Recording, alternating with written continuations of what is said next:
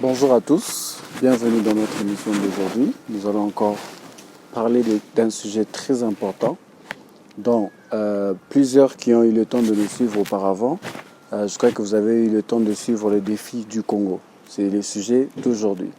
Alors, sans plus tarder, je vais me présenter, je réponds au nom de Martin et j'ai comme invité juste à côté de moi Papa Prince. Bienvenue Papa Prince. Merci beaucoup, bienvenue. Bonjour encore une fois. Bonjour encore une fois les grands journalistes. Comment vous allez? Je vais très bien, je me sens un très bon environnement, je me sens vraiment à l'aise. D'accord, merci. Bienvenue encore une fois pour aujourd'hui. Et nous allons prendre, avant d'aller très loin, je me rappelle la dernière fois que nous avons eu le temps de parler, nous avons parlé de le Congolais était un prince. Et je pense que la plupart de ceux qui nous ont suivis, je crois qu'ils ont eu à s'enrichir de la connaissance dont vous avez partagé. On a relevé l'identité du Congolais. Exactement. Justement. Exactement. Nous avons relevé l'identité du Congolais, mais je pense qu'à ce jour... Son identité de grandeur. Exactement. Son identité de grandeur. Je crois qu'à ce jour, nous savons qu'un Congolais... Qu'il amène à sa destinée. D'accord, encore une fois, merci beaucoup. Je crois qu'à ce jour, nous savons qu'un Congolais est un prince et il a une grande destinée. Et aujourd'hui, nous allons parler encore toujours du Congolais. Mais cette fois-ci, nous allons parler du Congolais un peu, disons, dans le passé. Oui, on va un peu toucher l'aspect du passé. Pourquoi et donc, en général. Mais plus on va se recadrer sur le passé. Mais avant de commencer, avant de toucher même le passé en question, je crois que j'aimerais bien savoir, juste par posant une petite question, avant d'aller très loin dans le passé, j'aimerais quand même poser la question pour savoir, vous pensez que le Congolais a un grand destin? Alors, quand on regarde le Congo, puisque le Congo, ce n'est pas la terre, c'est pas le diamant, c'est pas la circonférence, c'est pas la ressource minière, non. Le Congo, c'est le Congolais. C'est l'homme congolais. La nation, c'est le peuple. Le peuple, c'est l'homme. Quand on regarde le Congo, sa position centrale au cœur de l'Afrique, quand on regarde le Congo, son destin universel, quand on regarde le Congo, sa position stratégique et les ressources qu'elle a en tant que nation, c'est la terre la plus riche du monde, c'est ça la grandeur. Et les ressources nous reflètent ou nous révèlent la grandeur de la destinée ou de la mission. Plus la mission est grande, plus le réserve, donc le ressource, est grand aussi, grande aussi. Donc, exactement, comme tu viens de dire, le Congolais est un peuple appelé à la grandeur. Puisque quand on arrive à faire de sa nation la nation la plus puissante, la nation la plus prospère, et surtout, on arrive à faire de sa nation la terre promise de l'univers, eh bien, on devient un grand homme. D'accord. C'est ça la vérité. Alors, j'ai bien aimé votre réponse. Donc, vous avez dit, quand il y a plus de richesses, vous avez une grande destinée. Je crois que c'est très important de savoir que si tu portes une grande destinée, ça veut dire que tu as beaucoup en toi, au fait. Alors, je vais aller avec une autre petite question très simple. C'est si nous savons que nous avons des grandes ressources en nous, et quelles sont nos capacités? Quelles sont les capacités que nous avons? Sachant que j'ai des grandes ressources en moi, quelles sont les capacités que je peux avoir aussi?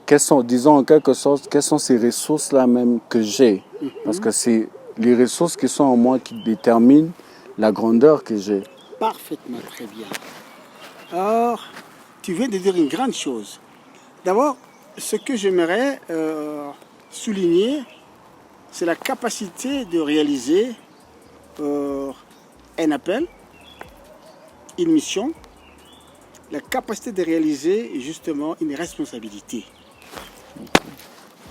La capacité. Je dis dans notre émission, je dis que le Congo est une nation appelée à la grandeur, mais qui n'a pas été préparée pour la grandeur. D'accord, oui, je me rappelle. C'est ça le premier constat. Une nation appelée à la grandeur. La preuve, comme je dis, elle se trouve au centre de l'Afrique. La deuxième preuve, elle regorge les trésors de tout l'univers sur sa terre.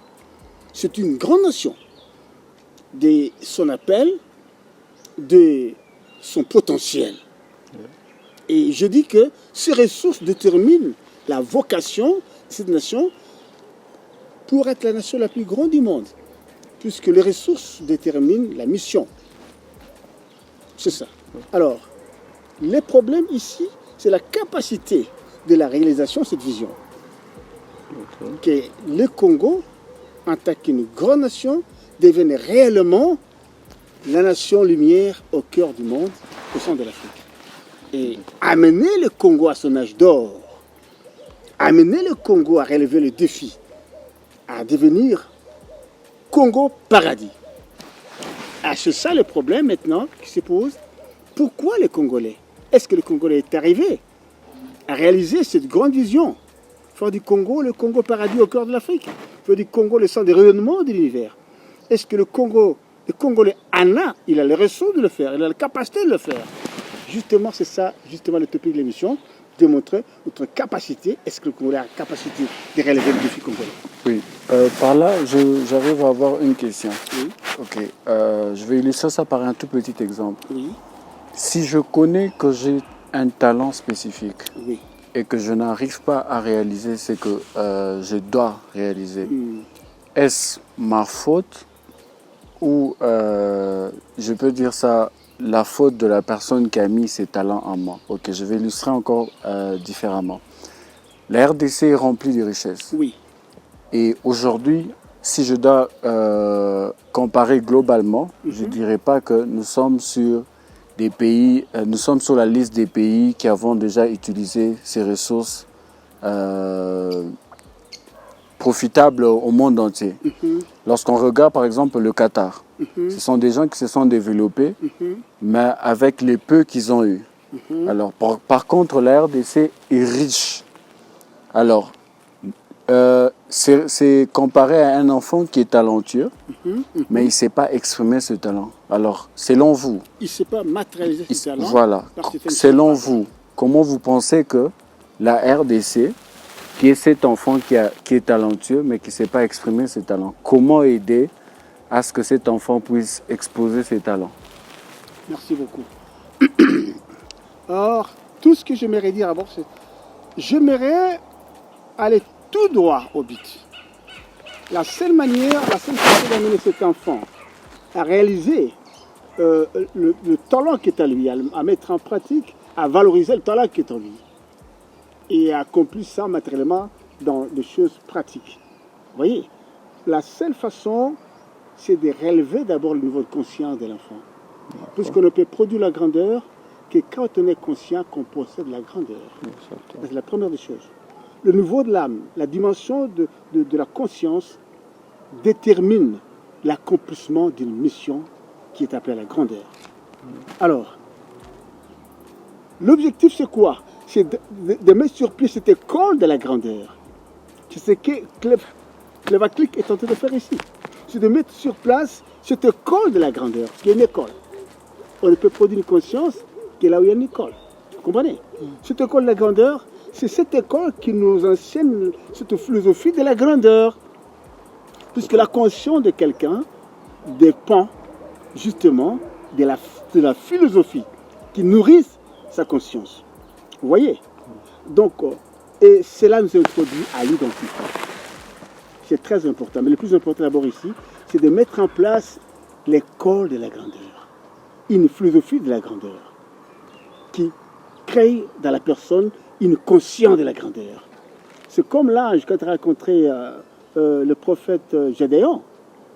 Avant que Gédéon puisse accomplir sa mission qui est la libération de ta nation, qui est une grande ère, il fallait d'abord que l'ange ouvre l'intelligence de Gédéon.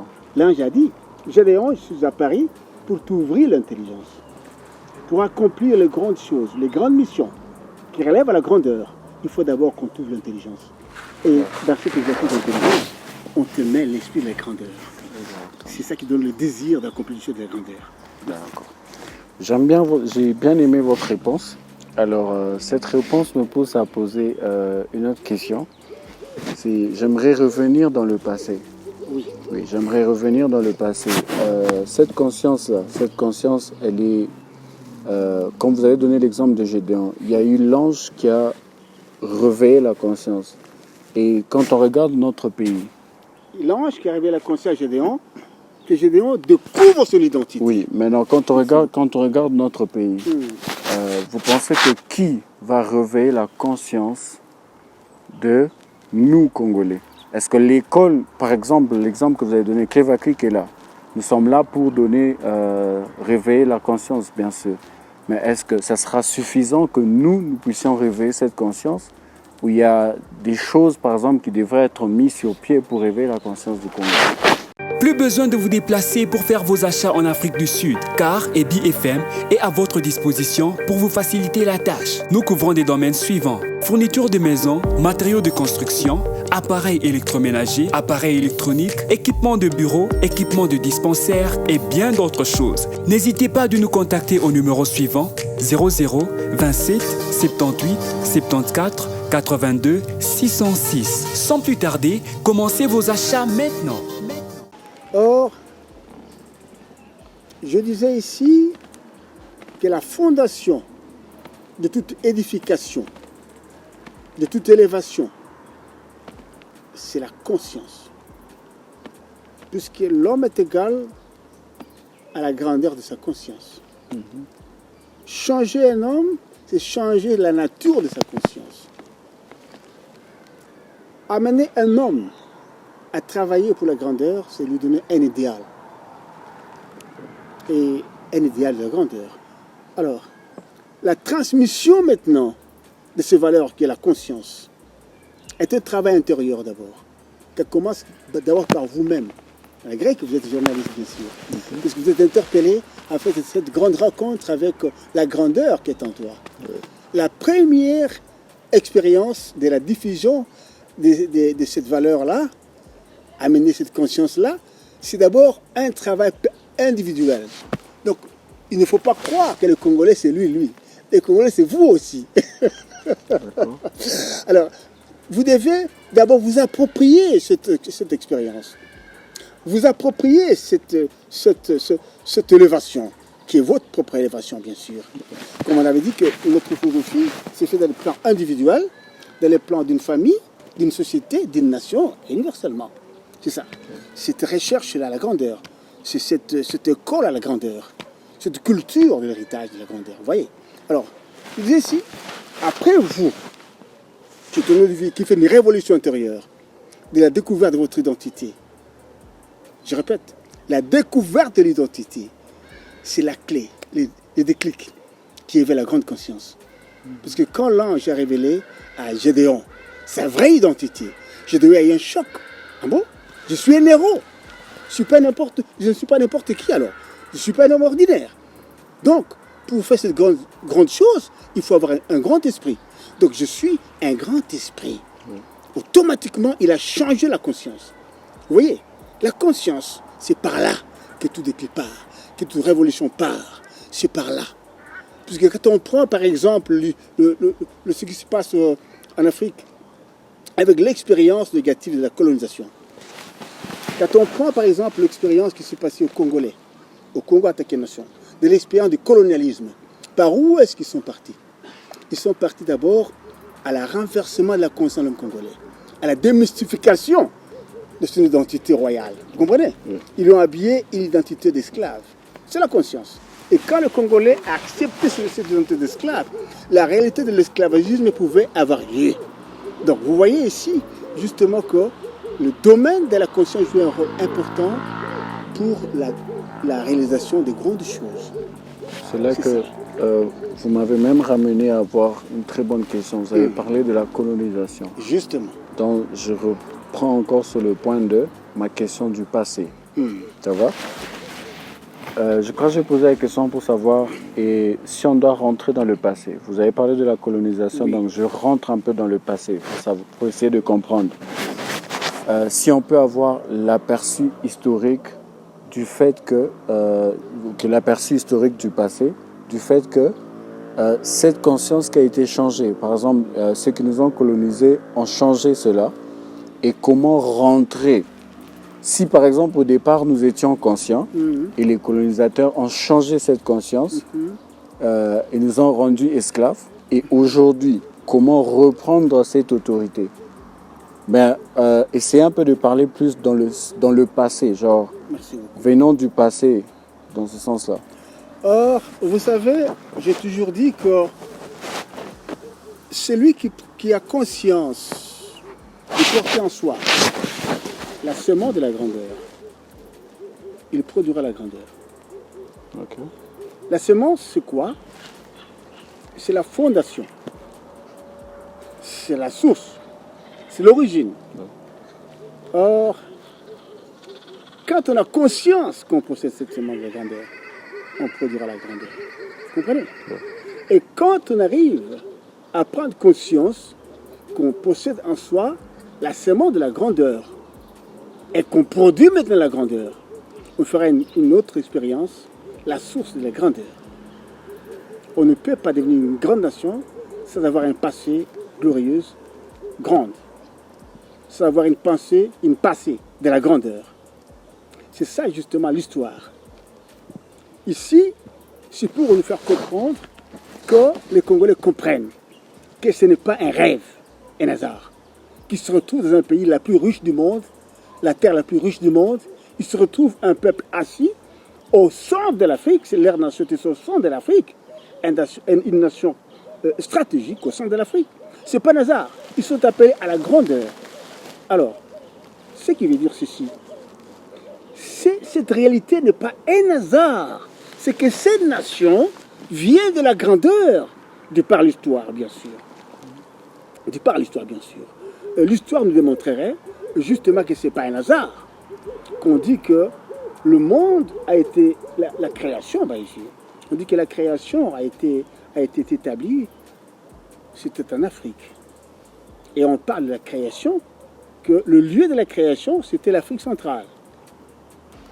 Merci beaucoup, Papa Prince, pour votre réponse. Mais j'aimerais, je ne sais pas si vous pouvez nous aider à rendre ça aussi très court, parce que on est un peu différent pour comprendre. Quand vous nous donnez plus d'histoire, ça nous embrouille un peu plus. Alors, essayez de nous rendre un peu plus court.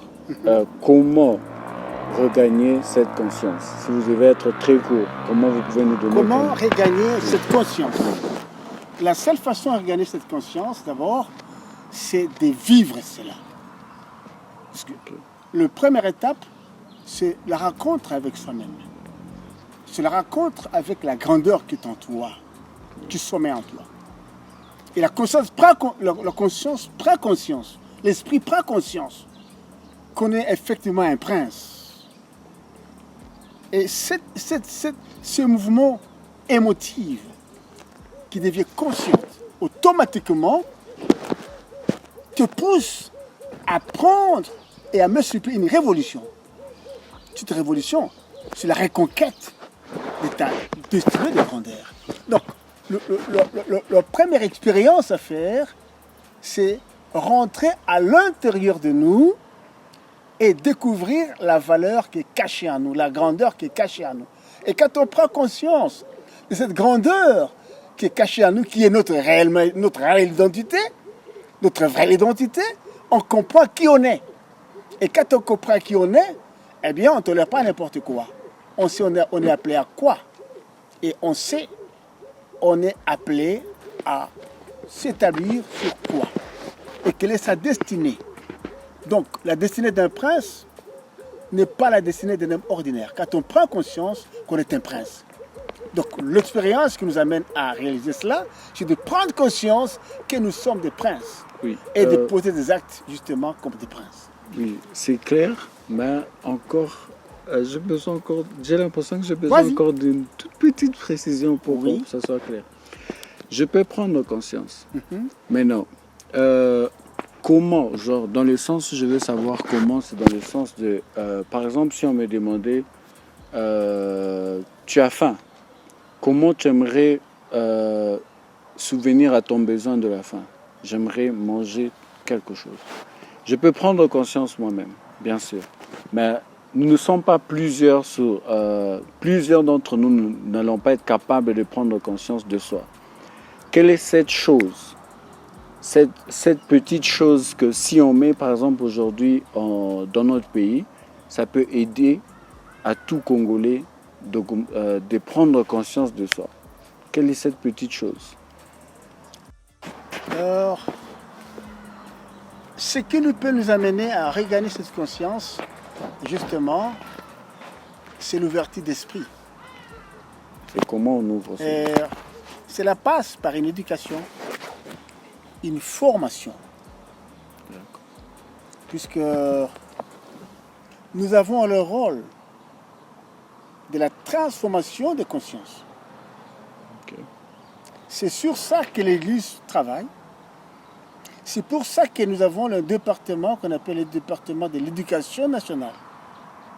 L'éducation ici dans le plan national. Ce mot, c'est très important. Donc l'éducation d'un peuple.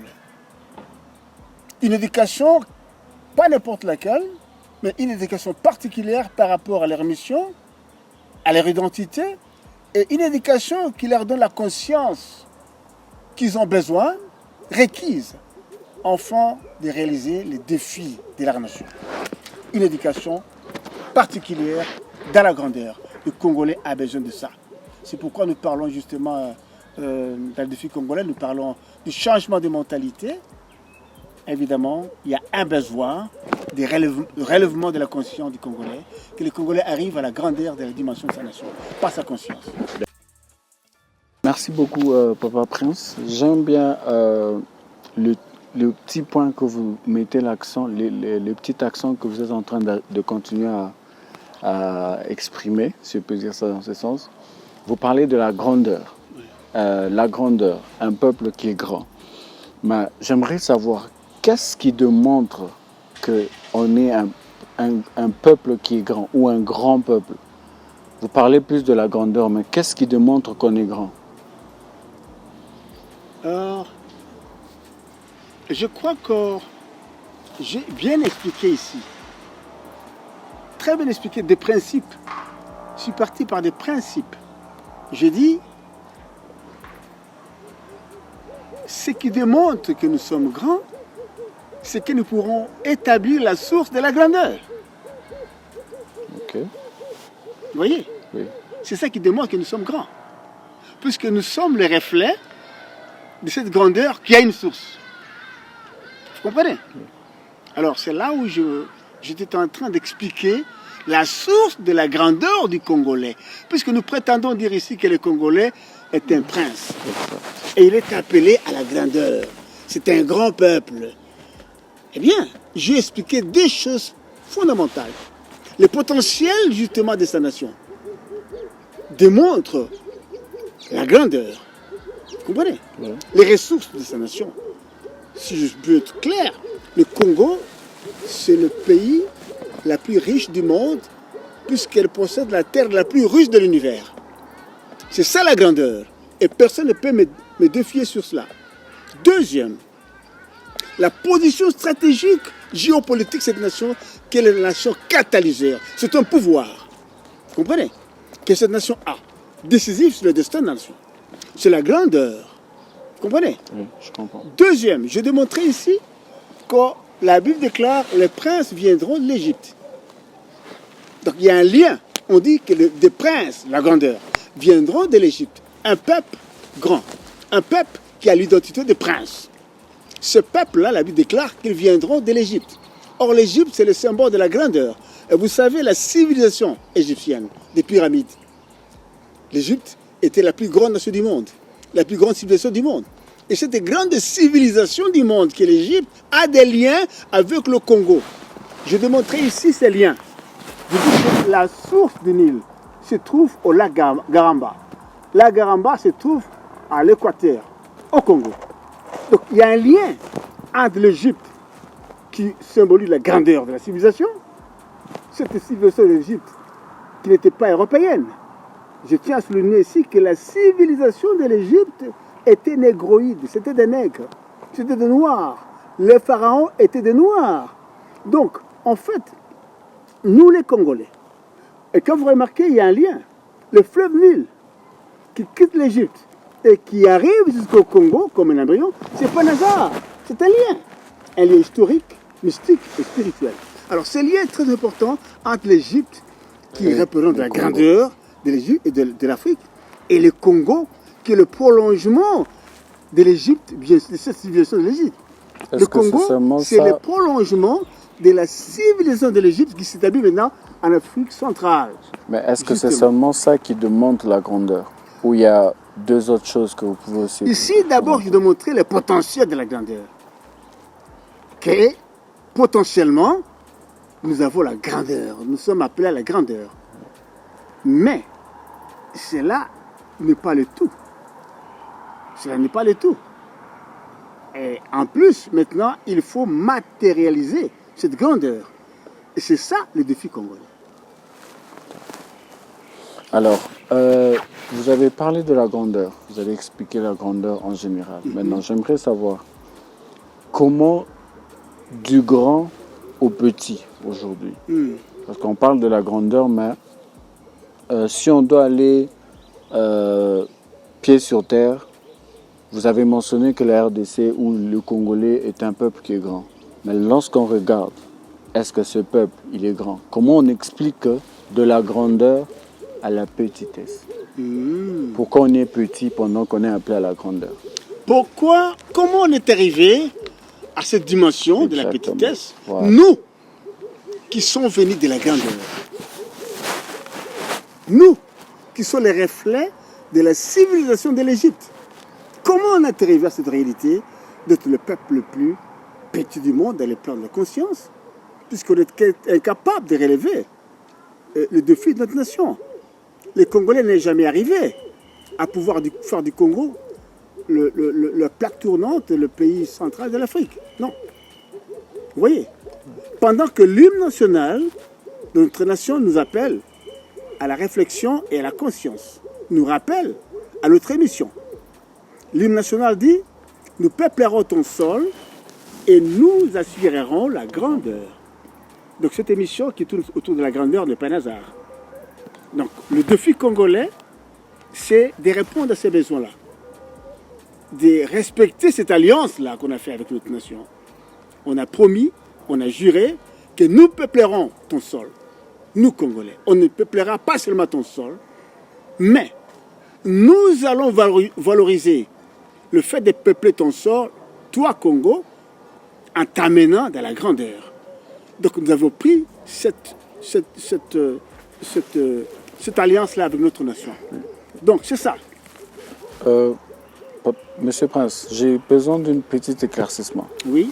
Alors, vous avez expliqué, mais j'ai l'impression que je n'arrive pas encore vraiment à capter quand je parle de la grandeur à la petitesse. Je vais expliquer par un tout petit exemple. Aujourd'hui, je peux voir quelqu'un qui est riche. Et demain, cette personne-là, je le vois mendier sur la route. Si je lui posais la question, qu'est-ce qui s'est passé? Il me dira le déclic qui a fait qu'il est devenu pauvre. Alors, c'est de la même façon que j'aimerais bien qu'on puisse comprendre. Quel est ce déclic-là qui fait qu'on est appelé grand, mais nous sommes toujours de petits? Plus besoin de vous déplacer pour faire vos achats en Afrique du Sud, car EBI FM est à votre disposition pour vous faciliter la tâche. Nous couvrons des domaines suivants: fourniture de maison, matériaux de construction, appareils électroménagers, appareils électroniques, équipements de bureau, équipements de dispensaire et bien d'autres choses. N'hésitez pas de nous contacter au numéro suivant 00 27 78 74 82 606. Sans plus tarder, commencez vos achats maintenant. Merci beaucoup. Je vais répondre d'abord d'une façon claire. Un prophète avait dit un jour, il a vu de loin, dans une nation, des princes marcher à pied, mais traînant des esclaves aux chevaux. C'est un paradoxe. Un prophète, je crois que c'est l'Ecclésiaste, il a dit, il a vu de loin une nation. C'est un paradoxe. Bizarre. Il voit des princes marcher à pied, traînant des esclaves à chevaux. Mais comment des princes sont devenus des esclaves? Comment ce peuple appelé à la grandeur sont devenus aujourd'hui le peuple le plus amorphe du monde? l'expression même de la nullité. Comment ces peuples-là, appelés la grandeur, sont devenus à ce degré où ils sont incapables de pouvoir faire de la nation une nation moderne, une nation bien construite, pendant qu'ils ont autour d'eux, en eux, le potentiel qu'il faut. Qu'est-ce qui fait que cette nation, ce peuple est devenu à ce degré-là? Et c'est ça le problème aujourd'hui. Ce que vous posez comme question, c'est la question que tout le monde se pose aujourd'hui.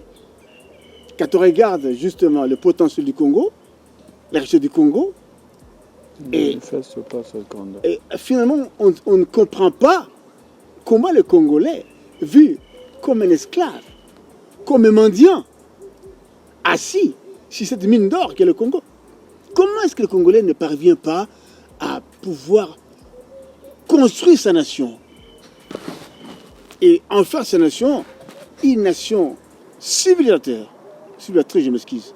Comment le Congolais arrive à le faire? C'est ça le grand problème et c'est ce que j'aimerais aujourd'hui m'attaquer. C'est ça le plus important. Ouais. Comment est-ce qu'on est parvenu à quitter cette conscience des princes qu'on avait? Comment on a quitté pour devenir ce que nous sommes devenus aujourd'hui? C'est ça que je vais expliquer. Comment le Congolais a perdu le niveau qu'il avait. Il a perdu l'identité qu'il avait. Comment il a perdu ce génie qu'il avait, cette grandeur qu'il avait. Comment le Congolais a perdu ça? En quelques mots, vous pouvez expliquer comment il a perdu. Justement, oui. La Bible déclare, je suis vraiment pas pressé dans cette émission. Cette émission est un héritage. Parce que beaucoup de gens se posent cette question. Même en silence, même toi, le Congolais, tu te poses la question, comment ils sont devenus comme ça? Et je n'aimerais pas que mes enfants demain se retrouvent dans la même situation où, en fin de compte, ils n'arrivent pas à réaliser les défis congolais. Ils vivent comme un peuple esclave, un peuple pauvre, dans le pays riche. Je n'aimerais pas cela. J'aimerais qu'aujourd'hui, les Congolais arrivent à trouver la clé de la solution. Comment est-ce qu'il peut devenir réellement un grand peuple et réaliser sa nation au cœur de l'Afrique?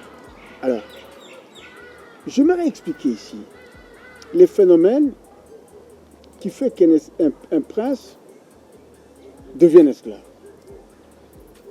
J'aimerais expliquer ici le phénomène qui fait qu'un peuple appelé à la grandeur, ce peuple-là vit la réalité d'un peuple inférieur, incapable. J'aimerais expliquer ici la source de notre médiocrité. Vous comprenez? Ce que j'aimerais expliquer ici. J'aimerais dire ceci que toute situation que nous vivons au monde n'est pas l'effet des hasards. Et le monde connaît et dit que le Congolais est un peuple qui est victime de sa richesse, de ce potentiel. Tout s'est fait pour un intérêt précis. Si nous, les Congolais, nous étions des Mozambicains, nous étions des Malawites, nous ne subirons pas l'expérience que nous subissons aujourd'hui. Les événements qui se passent au Congo ne se passeront jamais. Tout tourne autour des ressources qui se trouvent dans la terre congolaise. Ces ressources qui se trouvent à la terre congolaise, c'est ça qui a poussé les prédateurs justement à faire un travail sur le possesseur de ressources. La Bible déclare, personne ne peut entrer dans la maison d'un homme fort et prendre les biens de l'homme fort sans au préalable neutraliser le propriétaire. Donc nous sommes des propriétaires des ressources. Vous voyez? Nous sommes des héritiers des grandes ressources qui sont le potentiel de l'univers. Oui. C'est ça d'abord notre problème. C'est par là, justement, que tout se passe. Alors, nous avons subi un travail. Ceux qui sont à la recherche de ces ressources-là, ceux qui se sont intéressés à ces ressources-là, je parle de l'Occident. Je parle aussi de l'expérience qu'on a connue de l'esclavagisme. Vous comprenez? Oui, je comprends. Et l'expérience de l'esclavagisme, l'expérience du colonialisme a eu un impact réel sur la mentalité du Congolais, sur la conscience du Congolais, puisque pour dominer, pour exploiter le ressource du Congolais, il fallait d'abord déchoir la qualité mentale du Congolais. Il fallait d'abord détruire la personnalité du Congolais. Il fallait faire un travail, ce travail-là de la démystification. Il fallait d'abord faire un travail de changement de mentalité du Congolais. Le faire quitter de sa mentalité royale, de sa conscience du prince, qui l'amène à la dignité. Vous comprenez? Il fallait changer l'âme du Congolais, la mentalité du Congolais. Il fallait d'abord faire un travail intérieur. Ce travail-là, c'est le travail de l'esclavagisme et de la colonisation. Donc nous sommes ce que nous sommes aujourd'hui, ce n'est pas par hasard, c'est puisqu'il y a un travail. C'est déjà fait. Et ce travail a eu comme conséquence la destruction de notre mentalité du roi. Merci beaucoup, Papa Prince. Merci beaucoup, Monsieur Prince. Et alors, pourrais dire comme une dernière question, c'est de savoir si cette mentalité a déjà été changée. Quel est l'espoir que nous avons que demain, nous pouvons reprendre, ou nous pouvons être encore conscients de ce que nous étions avant, pour que demain, même si le prédateur vient, il ne va plus rechanger notre conscience. Je reviens encore au travail qui doit être fait. C'est une grande expérience. Je dis ceci, la première, c'est pourquoi nous sommes ici.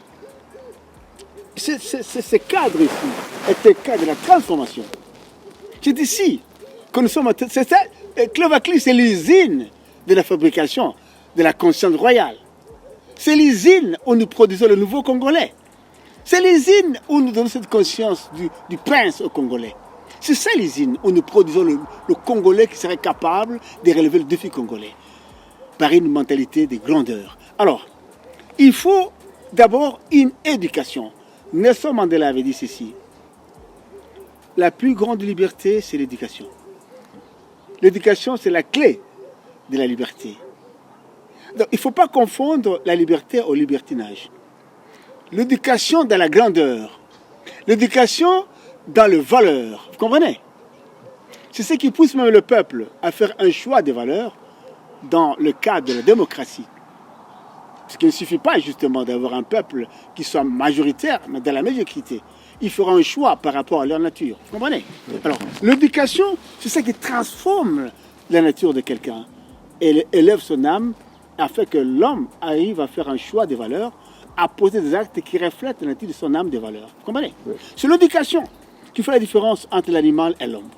C'est l'éducation qui fait la différence entre l'Occident et nous, les Africains. C'est l'éducation. Et cette éducation doit être faite d'abord par des étapes précises. Nous commençons par l'éducation de nous-mêmes. Cette éducation doit commencer par nous-mêmes. Moi-même, avant que je veuille que ma nation change. Moi-même en tant que l'homme. Une éducation qui m'amène à la raconte de ma valeur cachée qui est à moi. Merci beaucoup. Une éducation, après cette rencontre-là, change ma conscience. Vous voyez? Oui, je vois. Et arrive à me faire comprendre que je suis appelé à la grandeur et que je dois agir dans la grandeur. Merci. Et je dois réaliser des œuvres de la grandeur dans ma vie. Ça me donne un idéal et une mission de la grandeur. Vous voyez? Ça commence au niveau individuel. 2, au niveau de la famille. J'ai toujours dit que la famille, c'est la première école de la société. Avant que toi, le chef d'État, tu deviennes chef d'État, eh bien, ton idéal, c'est le profil de ton père, c'est l'image de ton père qui était pour toi un héros, qui t'a donné cette conscience de grandeur. La première référence qui transforme notre conscience, c'est la famille. La famille, c'est la première école. Voilà pourquoi je parle aux membres de la famille, aux responsables de la famille, papa, maman, de comprendre qu'ils sont la première école. Même le pasteur là, qui prêche là-bas, devant le pupitre là, devant l'estrade là, eh bien, ce pasteur-là, avant de devenir pasteur, a été dans un banc d'école qui est la famille. C'est la famille qui leur donne la première conscience, le premier modèle de la société, c'est la famille. Vous comprenez? L'éducation de la famille joue un rôle important, puisque c'est là que nous avons des enfants. Puisque la transformation dépend de l'âge. On ne peut pas changer un arbre qui est devenu grand comme ça, avec des troncs de branches, de fruits, non? On ne peut changer qu'un arbre qui est encore petit. Or, les enfants, nous les avons dans la famille. L'esprit de la personne, le cerveau d'un enfant, c'est comme du papier blanc. Alors, c'est facile de transformer quelqu'un dans le cadre de la famille, puisqu'il est encore enfant, et de lui donner une identité. À partir de la famille, nous pouvons produire des princes. Puisque la famille, c'est ça, je répète encore, c'est la fondation d'une société.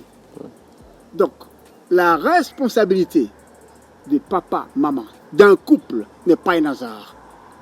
C'est pour la création d'une société. Merci beaucoup, c'est très important, cela. Merci beaucoup. Merci beaucoup, M. Prince. Et nous sommes en train de tendre vers la fin.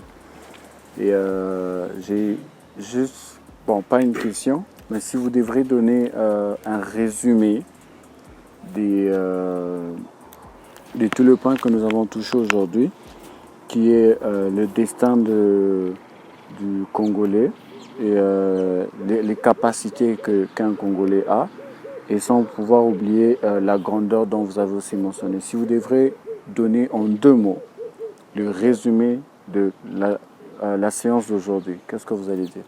Alors la conclusion, chers spectateurs de cette émission, Clévaclic, qui tourne autour des défis congolais, la conclusion que j'aimerais dire pour aujourd'hui, ce n'est pas la conclusion finale.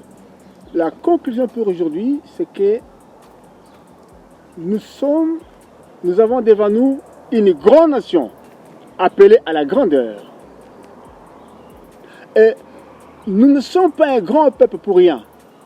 C'est pour la réalisation de cette grandeur qui est notre nation.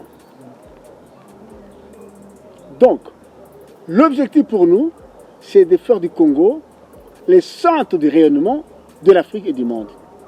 L'objectif pour nous, dans cette émission, c'est d'amener les Congolais à faire du Congo un Congo paradis. Donc, dans les autres émissions qui vont suivre, nous aurons maintenant un cheminement. Comment est-ce que nous pourrons arriver à faire du Congo le Congo paradis? Merci beaucoup. Merci beaucoup, Papa Prince. Merci beaucoup, M. Prince. Merci beaucoup, encore une fois.